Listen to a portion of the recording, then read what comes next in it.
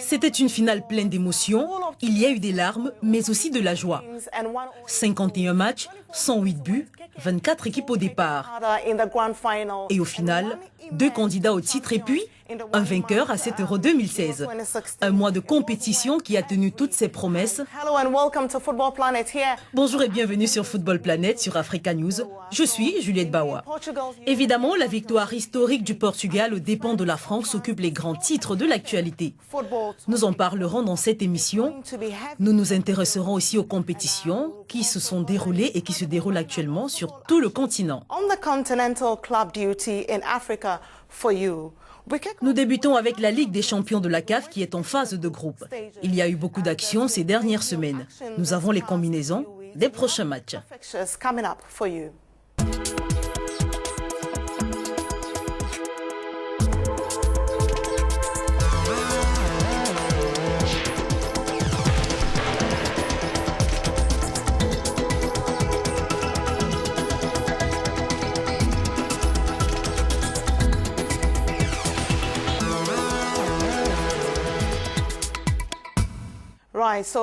Bien, ce sont les larmes de Ronaldo après le but d'Eder. Alors que l'Euro a pris fin hier, il y a bien une personne qui espérait voir la France s'imposer dans cette finale face au Portugal.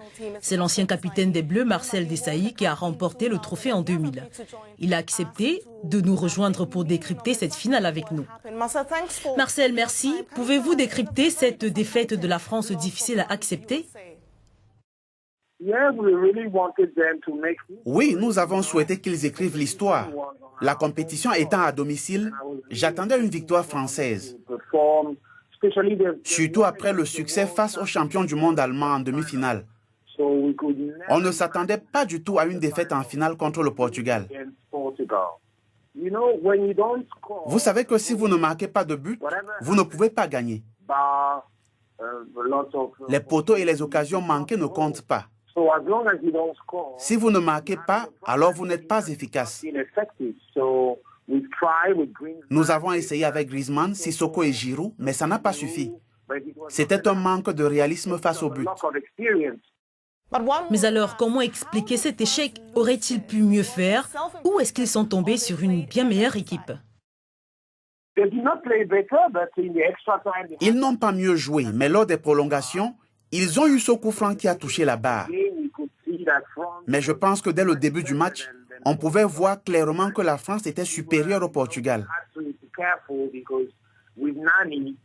Mais il fallait rester prudent, car Nani était aussi une menace, surtout après la sortie sur blessure de Ronaldo. Pendant un moment, on a pensé que c'était acquis et que rien ne peut nous arrêter.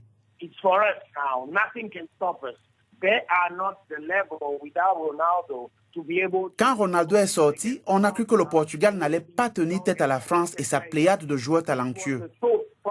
Donc c'était ça l'état d'esprit initial, oubliant que c'est le football.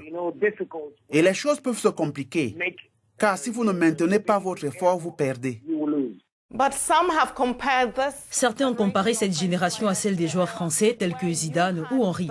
Était-ce juste une génération dorée, comme certains ont pu le dire? C'est difficile, mais il est vrai que les gens veulent comparer cette équipe à notre génération.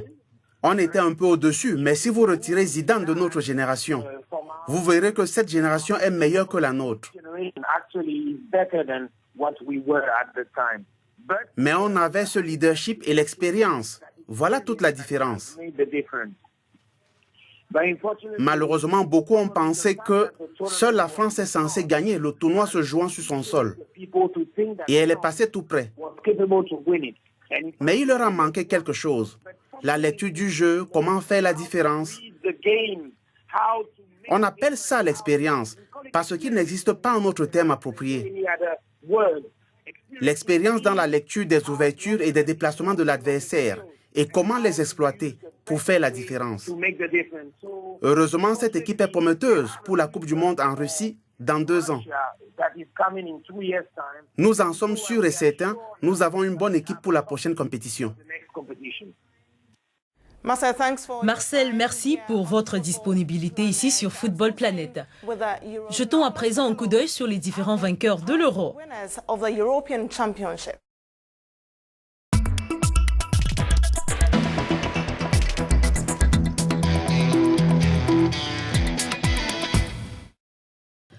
Nous n'en avons pas encore terminé avec l'Euro 2016 dans Football Planet sur Africa News. Deux journalistes de la rédaction d'Africa News qui ont suivi le tournoi avec beaucoup d'intérêt m'ont rejoint. Victor Mouissio et Wani Johnson Sambou. Messieurs, vous êtes les bienvenus. Merci. Je commence par vous, Victor. Quels sont pour vous les meilleurs moments de cet Euro, le meilleur joueur et la meilleure équipe? Best player Dimitri. Meilleur joueur Dimitri Payet, et il a été l'un des meilleurs Français de la compétition à mon avis. With his winning strike. Sa frappe victorieuse lors du match d'ouverture contre la Roumanie était géniale. Pour moi, ce but a montré la voie aux Bleus et plus tard, je pense, les a boostés pour la suite de la compétition. Il y a aussi Jérôme Boateng. Son sauvetage sur la ligne de but contre l'Ukraine a été également un moment fabuleux. Fantastique de la part de la star du Bayern Munich. Il était tellement fier de cette action qu'il a posté sur son compte Twitter. Wani, quelles équipes vous ont le plus impressionné? Les équipes qui ont impressionné, j'aurais pu citer la Croatie pour sa maîtrise technique, l'Italie pour son fighting spirit, mais les deux équipes qui ont véritablement fait sensation, c'est le Pays de Galles de Gareth Bale qui est parvenu pour sa première participation à CIC jusqu'en demi-finale, éliminé par le Portugal, futur champion d'Europe. Ils peuvent être fiers. Fierté aussi pour les Islandais. C'est la deuxième équipe qui a véritablement impressionné dans cet Euro. Les Islandais également, première participation, qui sont allés jusqu'en quart de finale, battus par la France, vice-champion. Et la France vice-championne, et ce qu'on va retenir surtout, c'est cette élimination de l'Angleterre en huitième de finale, et il méritait bien ce clapping. C'était les meilleurs moments du tournoi, certainement. Bien, évidemment, il y a eu des flops. Quels sont pour vous, Victor, les pires moments du tournoi? Sans doute les scènes choquantes avant et après le match Angleterre-Russie, en ce qui concerne les fans.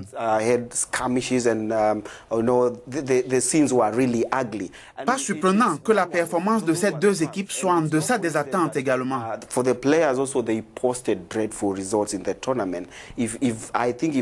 Je pense que si la Russie s'était aussi bien préparée que ses hooligans, elle aurait mieux joué.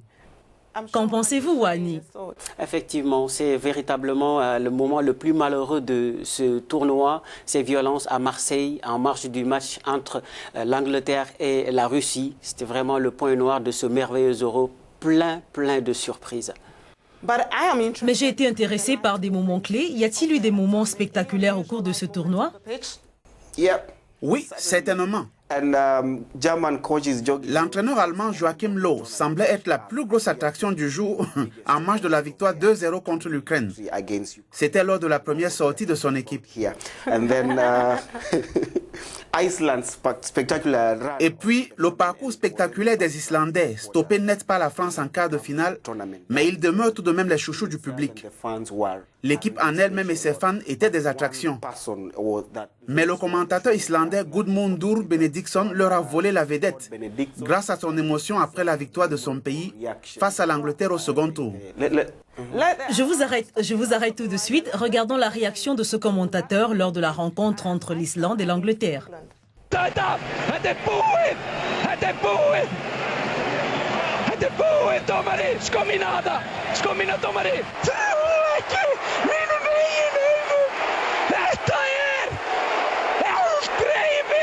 Ísland 2 lokastan hér í Nice.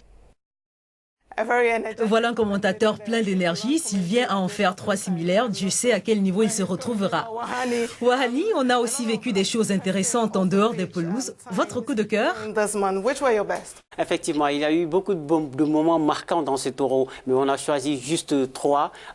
Dans et en dehors du terrain. Je commence d'abord en dehors du terrain avec cette image de Cristiano Ronaldo, le fameux micro qu'il a balancé dans un étang, un micro qui, pour la petite anecdote, a été mis aux enchères après cet événement. Et il y a également cette vidéo de Eric Cantona après l'élimination de l'Angleterre par l'Islande, qui a parodié un peu cette élimination qu'il considère comme une honte pour le football et pour l'Angleterre. Et comment terminer sans parler de cette tête de Cristiano Ronaldo, un saut de 2,61 m, un coup de boule flashé à 71,3 km/h et un vol de 0,7 secondes. Et cerise sur le gâteau, un but qui lui permet d'égaler le record du nombre de buts marqués en phase finale de l'Euro, détenu jusqu'ici par Michel Platini, 9 buts. Phénoménal.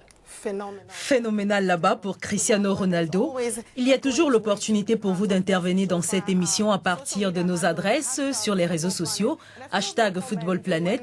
Voici un de vos commentaires à la fin de la finale de dimanche.